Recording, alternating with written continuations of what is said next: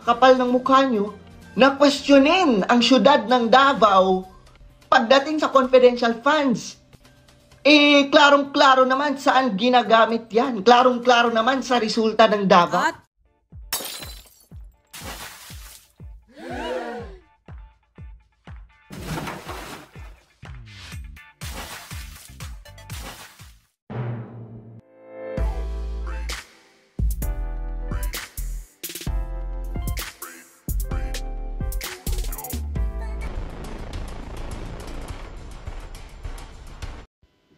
Hinamon sa dating Pangulo na mag-liquidate sa mga ginamit na pondo.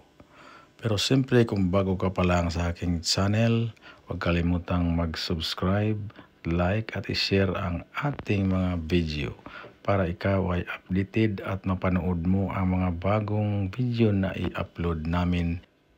Ito na ngayon ang update tapang na sinabi ni former President Rodrigo Roa Duterte di umano'y tungkol sa mga aligasyon sa kay Vice President Sara Duterte sa kanyang pinayuhan di umano ni President Rodrigo Roa Duterte si Vice President Sara Duterte na wag nang tumakbo pagkapangulo. Tama na yang naging Vice President ka ngayon at ito ay aprobado naman sa kanya at ipinukol ito kay Speaker Romualdez. Former President Rodrigo Roa Duterte hinamon ang lahat mag-liquidate sa kanila mga fund na ginamit at tahasan ni Rodrigo Roa Duterte na sinabi na sa institusyon na ito ang Kongreso ang pinakabulok. Hindi rin naiwasan na birahin ng dating Pangulong Rodrigo Roa Duterte itong si Castro at binanggit itong si Romualdez na binusog ito sa Kongreso. At tila sinabi din ito na ipa-audit ang lahat ng mga gastos o ginamit sa Kamara kasi alam nito ni Presidente Duterte na tatakbo itong si Romualdez sa pagka-presidente. Nang lumabas ng usaping ito, hindi naman napigilan ng ating mga kababayan na magpalabas ng kanilang mga hinaing at sumintro ito sila sa social media.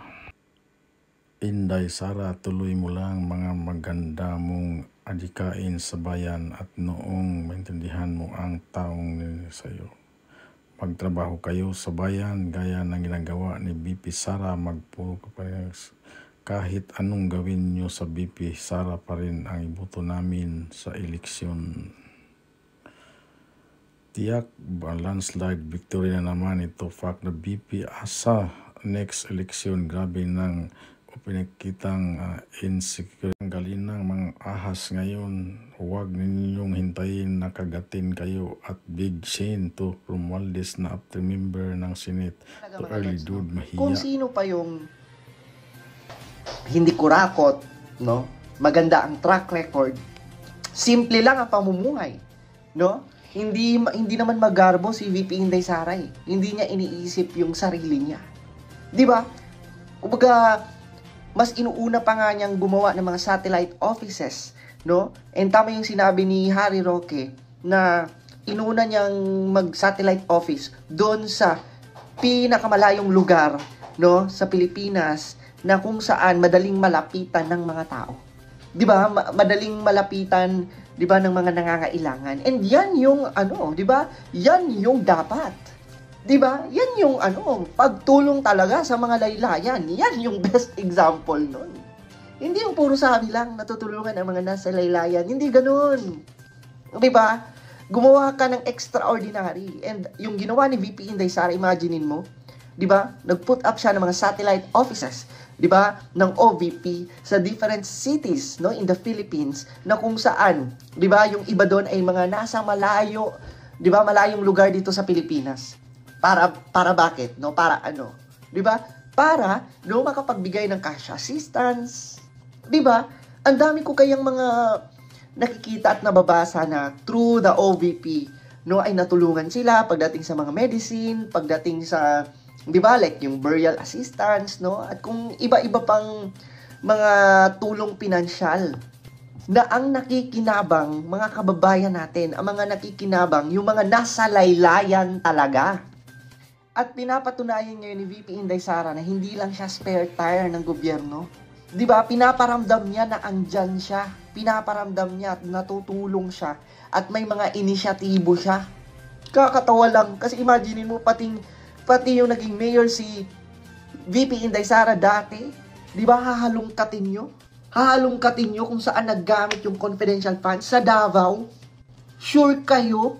Yung mga taga Davao nga, approve na approve. Pero ang nakakatawa, yung mga hindi taga Davao, sila pa yung reklamo ng reklamo at tanong ng tanong. Ang kakapal na mukha nyo.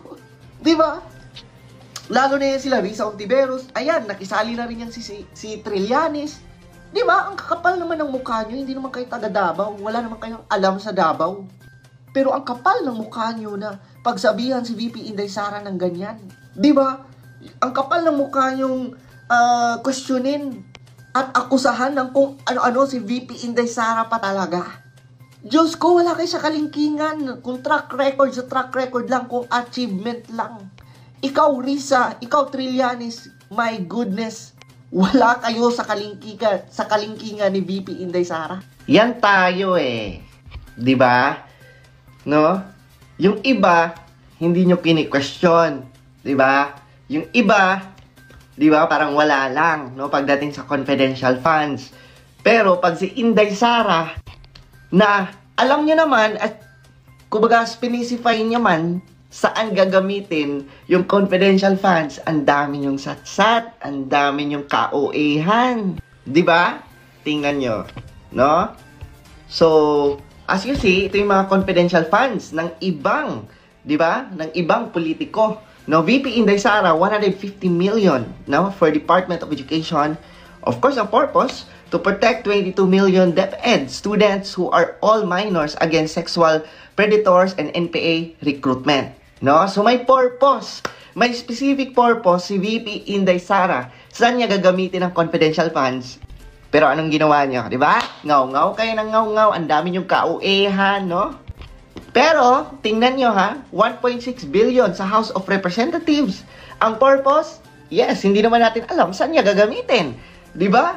Ang Senate of the Philippines, no, 331 billion. Ang purpose, hindi rin natin alam saan niya gagamitin. Di ba? Ganito, no, katukngaw. Ganito katukmol, no, ang mga oposisyon, ang mga antay at bumabatikos sa confidential funds ni VP Inday Sara. 'Di ba? Hindi ba kayo nahiya, no? Hindi ba kayo, 'di ba? Hindi ba kayo kumbaga nakokonsensya sa mga pinaggagawa nyo? 'Di ba? Yung iba okay lang, pero kay VP Inday Sara, 'di ba, na ang DepEd ay isa sa pinakamalaking ahensya ng gobyerno na ang hawak niya mga estudyante, mga kabataan, mga teachers, 'di ba? Kumbaga, grabe. Sa totoo lang, sa tatlo, ang may pinakamalaking katungkulan, si VP Inday Sara. Kasi hawak niya ang Department of Education. Nakasalalay, no? Nakasalalay, di ba? Sa kanya, ang mga kabataan, ang mga teachers. Tapos, anong ginagawa nyo? Binabatikos nyo ng binabatikos. Ito yung sinasabi ko, mga lords, na si Inday Sara lang ba ang may confidential funds? Bakit nyo ginigisa si Inday Sara? Diba, na specific naman siya sa gusto niyang mangyari sa confidential funds. Marami siyang paggagamitan sa confidential funds. Oh, diba? Risa Ontiveros, galaw-galaw. Paimbestigahan nyo, no? Gisahin nyo, saan gagamitin? Diba? O Raul, no? Castro, diba? Yung mga party list na yan, oh. Questionin nyo naman, wala bang pag-question dyan? Saan gagamitin yan? Di ba? Grabe. Sa iba, napakabait nyo. Pero kay VP Inday Sara, di ba na alam naman natin, track record-wise, result-wise, leadership, ay napaka-galing. No? Napaka-okay. Pero ginigisa nyo. Di ba? Ginigipit nyo. Para sa mga kabataan, para sa mga estudyante, para sa mga teachers, no? Ang gagamiting pondo ni VP Inday Sara.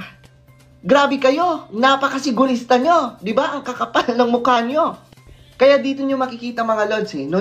yung purpose at intention ng mga makakaliwang grupo, ng mga antay, ng mga oposisyon, no? Kay VP Inday Sara. Tapos gagamitin nyo ang taong bayan, sasabihin nyo, nagtatanong na kasi ang taong bayan. Ngayon, dito kami nagtatanong ngayon, no? Di ba? Saan napupunta itong mga confidential funds nito? At anong paggagamitan yan? Itong dalawang to, ang questionable, di ba? Kaya halatang halata yung pang-aatake nyo kay VP Inday Sara, di ba? Ang kakapal pa ng mukha nyo, di ba? Damayin pa ang mga taga Davao, ang kakapal ng mukha nyo, na questionin ang syudad ng Davao pagdating sa confidential funds. Klarong-klaro naman saan ginagamit yan. Klarong-klaro naman sa resulta ng Davao. At yun na nga mga ka-updates, ano na ang masasabi nyo sa naging balitang ito? Paki-comment na lang sa baba at para mabasa ko yan.